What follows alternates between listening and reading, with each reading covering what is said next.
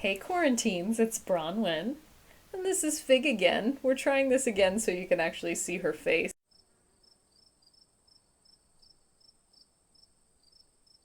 How are you this week? I know I skipped a week last week. I was having major sound problems and I was having a lot of creative frustration, so I decided to do other stuff instead.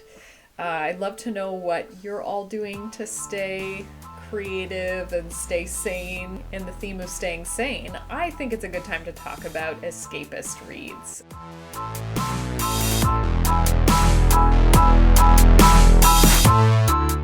Escape for me is really about putting yourself in somebody else's place while still relating to them, even if they're very different than you, and also immersing myself in another world. My two main escape genres are mystery and thriller and good old dystopian sci-fi. So you may not like these books, and if you don't, I would also really love to hear what you do like and what you do read to escape. I would be remiss if I didn't make books 1 and 2, two books that I mentioned in my first video. We Were Liars by E. Lockhart and One of Us is Lying by Karen McManus. If you haven't read these books yet and you like mysteries and thrillers, read these books. And shout out to Avi and Anna who inspired me to read One of Us is Lying. It's still available on Overdrive, so get over there and take a look. Book 3 is a book that I just read. It was a very, very quick read, which is great for me because these days I tend to be intimidated by longer reads and by series. This beautiful book is called We Are Okay by Nina Lacour. It's a love story. It's about loss, grief, loneliness, and I really related to the main character. Her life is very different than mine. She's in university, she's just lost her grandfather, and she's kind of cut herself off from all of her family and friends because she doesn't have a place to go home to for the holidays. It's really a sad and beautiful read, but it ends in a hopeful way. I really highly recommend it. It may not be available on Overdrive. I have the library's paper copy. As you can see, it's a small book. The writing is absolutely beautiful, and if you like this kind of YA that delves into one person's psychology, awesome read. Book 4 is The Knife of Never Letting Go, which is part of the Chaos Walking trilogy by Patrick Ness. All 3 books are available on Overdrive.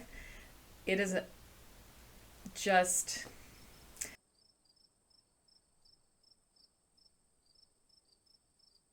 dystopia, it's adventure, it's sci-fi. It's a really unputdownable read, and it's definitely one that you could binge the whole series. Book 5, fittingly, is The Fifth Wave by Rick Yancey. This was made into a movie, which also, like A Wrinkle in Time that I talked about last time, it kind of had like medium to bad reviews. Despite the bad reviews for the movie, the book itself was really entertaining. This is a dystopia that's about aliens, and it's super action-packed. It's an adventure. As the title suggests, though, the fifth wave is phase 5 in a global catastrophe.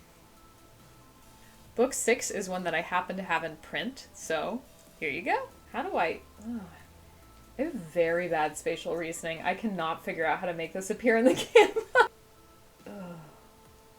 Okay, I think I got it. No, it's still crooked. This beautiful book with a lot of glare on it is called The Wilder Girls by Rory Power. This book literally is about a girls' school that is under quarantine after a pandemic called the Tox has hit.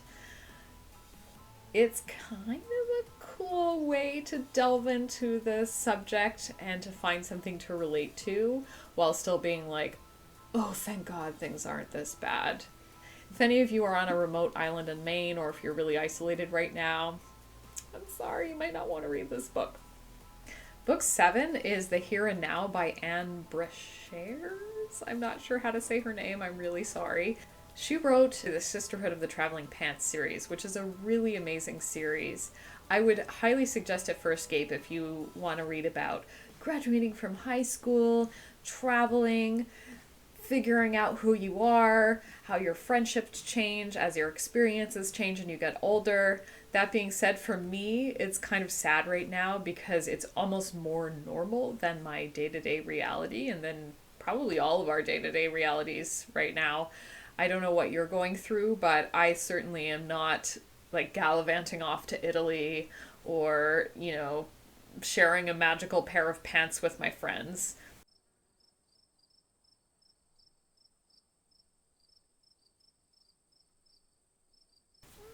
The here and now is romance and it's dystopia.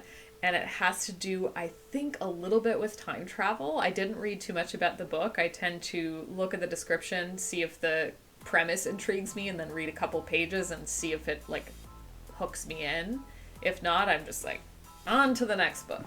The last book that I'm going to talk about is the Gone series by Michael Grant. I've suggested this to a lot of teens and those who enjoy, again, dystopia, kind of Hunger Games style. The premise is that everyone over the age of 15 in the world all of a sudden just disappears. So teenagers and children are left to rebuild society and run the world by themselves. And the results, as you can imagine, are not super great. Super high tension, high stakes, suspenseful adventure. Definitely a violent book, but I really enjoyed it. Well, that's all for this week. Thanks so much for watching. Once again, don't forget to subscribe, please, and comment, like my video, share it with your friends. It really makes a big difference to me to see that people are watching it and enjoying it. I'd love to hear your thoughts. Please reach out to me if you want personalized reading suggestions. And thanks for watching. Stay safe, quarantines. Peace out.